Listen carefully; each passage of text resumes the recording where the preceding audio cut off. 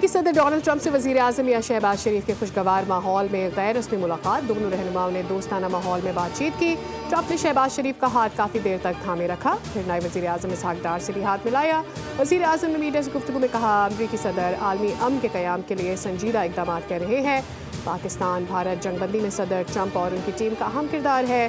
شہباز شریف کی امریکی صدر سے کل 1-on-1 ملاقات کا بھی امکان. وزیر اعظم کی امیر قطر اردن کے شاہ عبداللہ، انڈونیشیا کے صدر اور کویت کے ولی عہد سے بھی ملاقاتیں. شہباز شریف 26 ستمبر کو جنرل اسمبلی سے اہم خطاب کریں گے.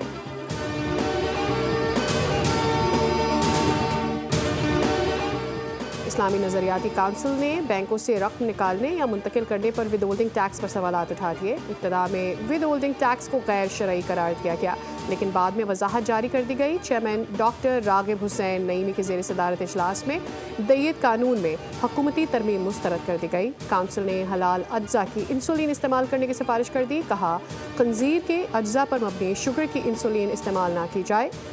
اسلامی نظریاتی کونسل نے سفارش کی ہے کہ توہین مقدسات کے معاملات پر قانون سازی کی جائے.